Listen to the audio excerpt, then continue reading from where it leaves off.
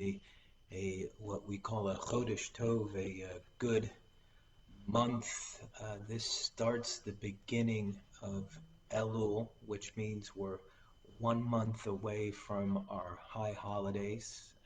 So want to wish you a Chodesh Tov, and we'll spend this next month kind of going over preparations for the high holidays. If we don't prepare now, when the holidays arrive, the liturgy and all the things that are associated with the holiday will make more sense and will have more meaning. And so we will spend the next couple of months, maybe in here, but in other places as well, discussing ways in which to approach the month of Elul. This morning, we actually, during our morning services, we blew the shofar as a way to wake up ourselves, to heighten our senses as we enter into this month. It's a time of great awareness. And what we did discuss was it's a time for giving and a time for putting ourselves out there in different ways, a time for growth. So that's where we are. Just a quick meditation as we open up this morning little learning. And this is from Ashley Montague, I'm not exactly sure how to pronounce it.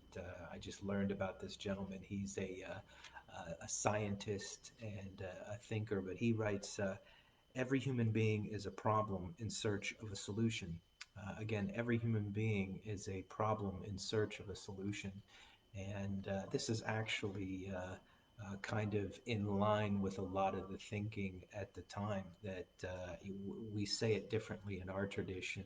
At the time, Rabbi Abraham Joshua Heschel discussed this kind of philosophy that the actions or the I should say the mitzvahs or what we call the behaviors, the religious behaviors we do are the answer to some fundamental question or problem that we have inside. And this is really what this author is getting at, that every human being is a problem in search of a solution, is that deep down inside, there is fundamentally, problem might be a strong word for me, but in each and every one of us, there's fundamental questions that drive us. What is our purpose in life? How ought we behave in certain circumstances? How much work do we have to do? How much giving? I said I started off this with we ought to spend this time giving. How much giving? Until do I give until I can't give anymore? Do I give until I've lost of myself? Right. So these are some fundamental questions that we, as people, have. What is the purpose of life? And that our lives themselves, our lives are responses to that problem, that question. And so we spend the life searching for some fundamental questions. Some people call that God, this thing inside of us that is seeking. You know, you hear that as well, the language of the seeker. So we begin kind of our study today with Pirkei Avot. We are in chapter 5. We're going to start with Mishnah 6 today. And so 7 things characterize a crude person, and 7 a wise person. And we should probably break down a little bit what this means, a crude person, and what this means, a wise person. And there's a lot of different language that is used about who was wise and who was on the other side of the spectrum. So you obviously have the spectrum, and some of the words you'll hear.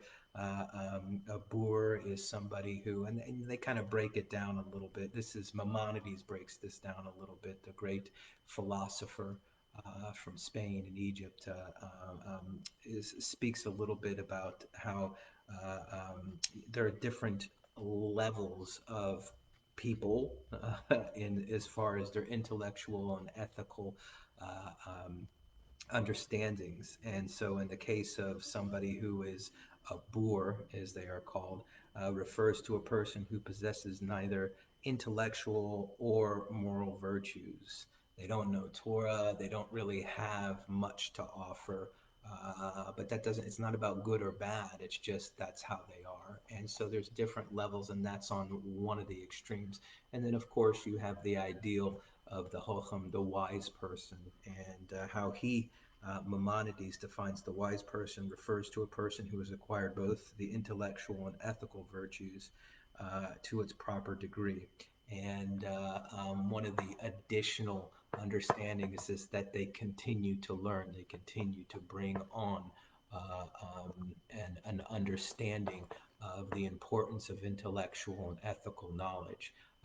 And everywhere in between, right? It's so when they say seven things characterize a brute person and seven a wise man, we're going to look at the characteristics, and of course we all want to be let's be the wise person, and we have all those characteristics. But realistically speaking, we fall probably on any given day in any one category on that spectrum. And we as human beings are as varied as the day, as in each moment that we approach. So what is it? And this is how they start off in the Mishnah.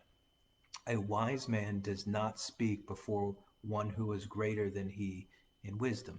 So there's a couple of things going on. Certainly, you know, we wait, and when we know someone has knowledge or wisdom that they're imparting upon us, that we ought to listen, we ought to take heed, we ought to we've talked about this, is that you have one mouth and two ears to show you the importance of hearing, listening, understanding, heeding. And so when somebody has some kind of wisdom, we ought to take a moment and listen and learn and heed and try and get a better understanding of what is being said. But here's the interesting thing, is that you need to be wise enough to know that they have something to offer, right? The line here is one who is greater than he is in wisdom. So we have to understand. And for me, it's even more global. Is that, in my opinion, we all, as human beings, carry wisdom, and we all are great at certain things. We aren't so great at other things. Everyone has things that they are passionate about, that they have great knowledge about, great wisdom about. And it's our responsibility as people to be aware of what it is in ourselves, but also be aware of what somebody has to offer, right? I could be really great at teaching Pirkei Avot, but terrible at some other Jewish text. And I'm just using this as an example.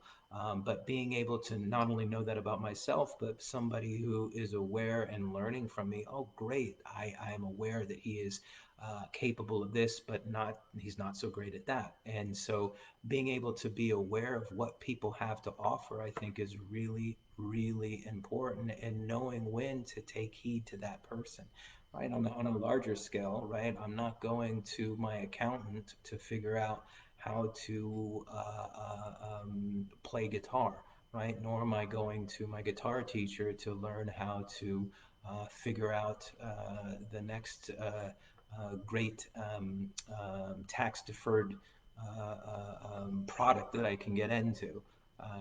That's not to say that there's not a guitarist out there that can do that. You get my point, though. My point is clear. My point is that we go to people because of their wisdom, and being able to be aware that there are people that have certain bits of knowledge, wisdom, that we should not, at least it says here, don't speak before one who is greater than he in wisdom. So um, next it says, he does, or the person does not interrupt the words of his fellow. So what is a wise person? A person that doesn't interrupt.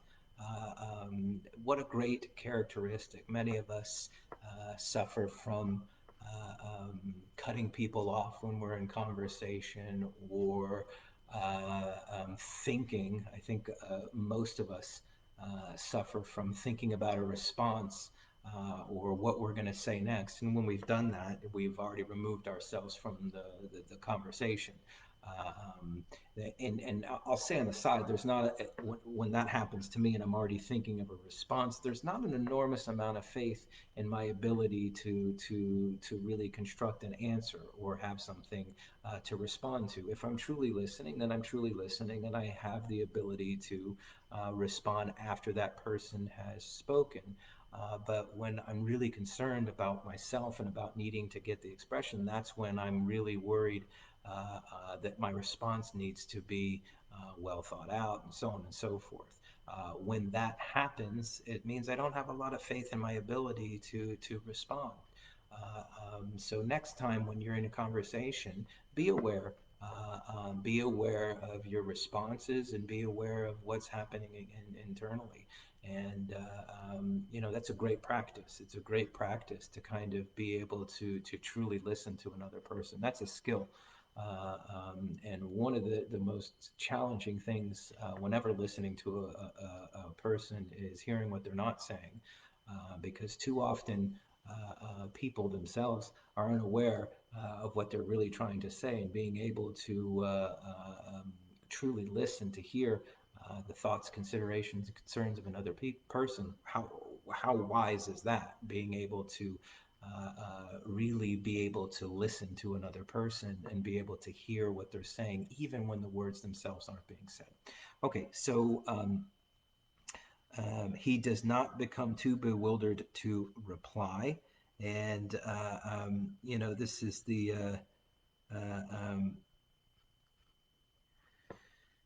um, so when you have the response, he doesn't interrupt his words, and he doesn't become too bewildered by the reply. Is that this goes back to, in my opinion, what we were saying more is this: that if I truly have faith that I've listened and that I'm really in the conversation, I'm not getting caught up in all the responses. He asks what is relevant to the subject matter and replies to the point. So we get into this a lot. It doesn't take long, even in today's climate, to see that we get off on tangents. And can we stay on focus? And here it's saying, what is the wise person is able to stay on relevant subject matter, stay on what is on hand for the conversation. What are we really talking about? And replies to the point. What's the point? Sometimes we get off on these philosophical discussions, or we go down different paths that aren't necessarily on point.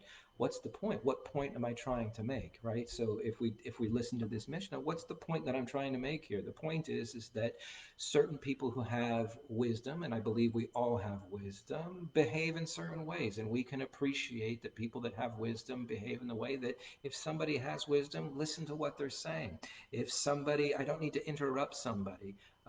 We can all get to the point very, very quickly. In other words, people that have wisdom are really interested in learning, right? Bottom line, that's the point. But we can go off on some tangents, as I probably already did for the past, where we at 12 minutes, right? Maybe I got off point a little bit for 5, 6, 7, 8 minutes, right?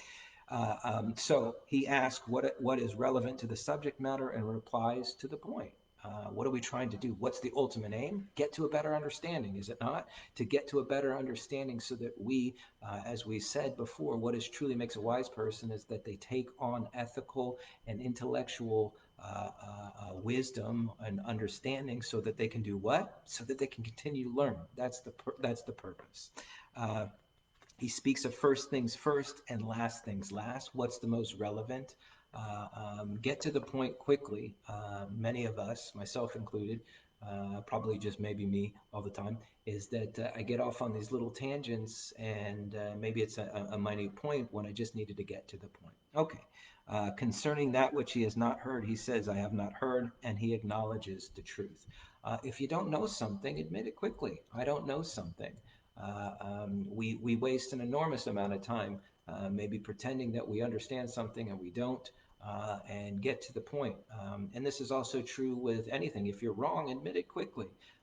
If we don't know, admit it quickly. What are we wasting time for? And we've all met people who have a hard time admitting their faults, or that they've been mistaken, or that they don't know something. And what an enormous waste of time. And he acknowledges the truth.